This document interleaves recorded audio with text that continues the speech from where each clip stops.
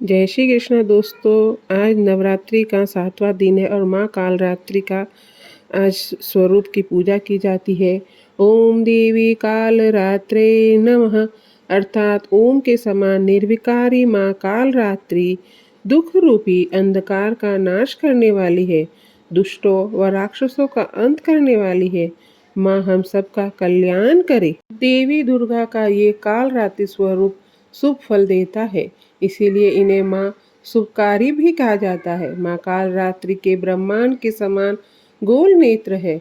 अपनी हर श्वास के साथ माँ की नासिका से अग्नि की ज्वाला निकलती है। अपने चारों हाथों में खड्ग और लोहे का अस्त्र अभय मुद्रा और वर मुद्रा किए हुए है।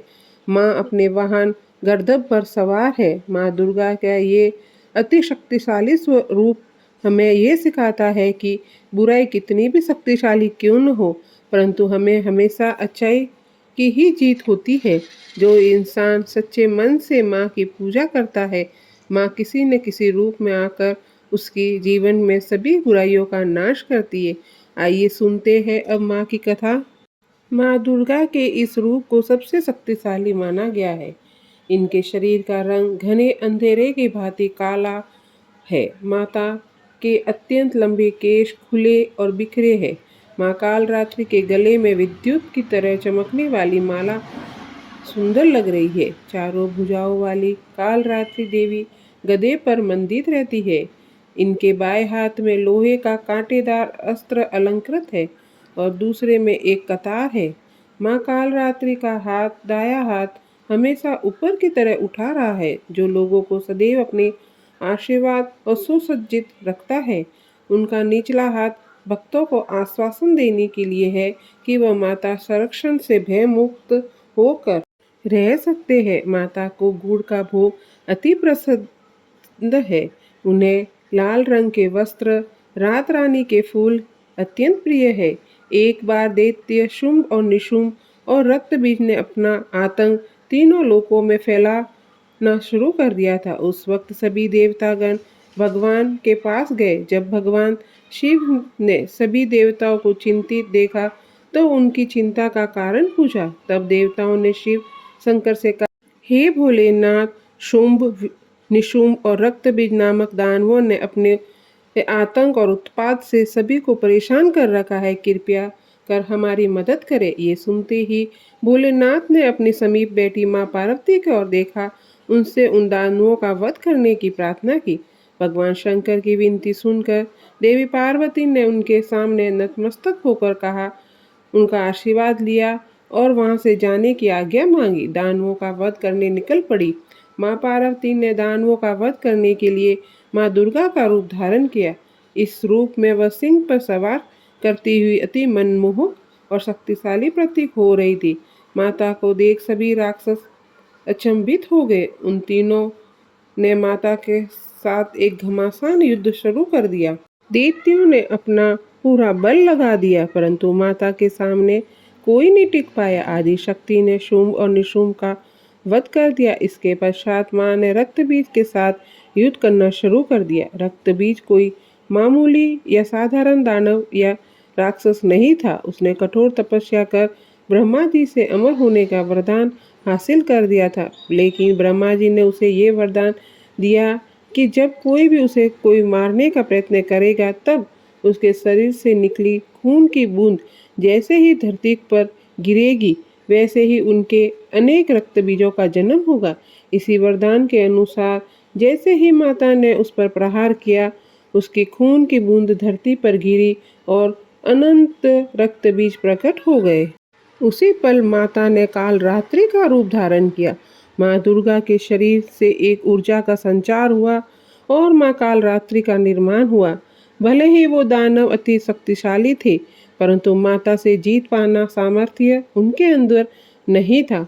माँ कालरात्रि ने रक्त बीज को अपनी कटार से मार गिराया और जैसे ही उसके शरीर के खून बहने लगा, उन्होंने उसका रक्त का पान किया। माँ कालरात्रि की पूजा सप्तमी के दिन करने के पीछे भी एक बहुत बड़ा कारण है। कहा जाता है 6 दिन देवी पूजा करने के बाद 7वें दिन हमारा मन सहस्त्र चक्र में स्थित रहता है। इस चक्र में हमारा मन सबसे साफ और शुद्ध स्थित रहता है। इस वक्त कालरात्रि की पूजा करने से हमें ब्रह्मांड की सभी सिद्धियां प्राप्त होती है और सारी असुरी शक्तियां हमसे दूर भाग जाती है। माँ कालरात्रि अपने उपासक, अपने साधुओं को काल से बचाती है। उनकी अकाल मृत्यु नहीं होती है। इसके कारण उच्चारण मात्र से ही, उनके नाम के उच्चारण मात्र से ही भूत प्रेत राक्षस सभी नकारात्मक शक्तियां दूर भागती है। माँ कालरात्रि दुष्टों का विनाश करने वाली है। माँ कालरात्रि के स्तुति मंत्र इस प्रकार है। या देवी सर्वभूतेषु माँ कालरात्रिरूपेण संस्थिता नमस्तस्यै नमस्तस्यै नमस्तस्यै नमो नमः। माँ के इस रूप की आराधना भक्तों को विशेष कृपा प्राप्त करने के लिए आप रात रानी का फूल माँ को समर्पित करें और माता को गुड़ का भोग लगाए या गुड़ के हलवे का भी भोग लगाओ जो माँ को अति प्रिय है। माँ के प्रिय भोग लगाने के बाद माँ की आरती करें। ओम जय कालरात्रि मैया, काल के मुंह से बचाने वाली, दुष्ट संहारक नाम तुम्हारा, महाचंडी तेरा अवतार। ओम कालरात्रि मैया, पृथ्वी और आकाश पे सारा, माँ काली तेरा पसारा, खड़ग खप्पर रखने वाली, दुष्टों का लहू चखने वाली।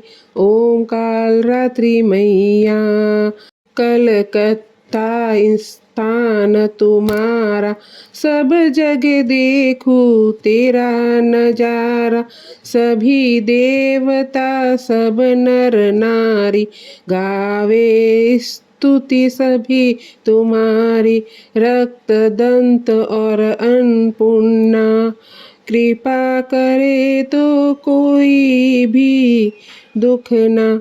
ओम जय कालरात्रि मैया, ना कोई चिंता रहे बीमारी, ना कोई गम ना संकट बारी, उस पर कभी कष्ट न आवे। माँ काली माँ जिसे बचावे, तू भी भक्त से प्रेम से कह, कालरात्रि माँ तेरी जय। ओम कालरात्रि मैया, जय हो कालरात्रि मैया। सप्तमी के दिन आप ये उपाय जरूर करें। माता कालरात्रि को गुड़ से बनी चीज़ों का भोग लगाएं और आपके घर में धन धान्य की कभी कमी नहीं होगी।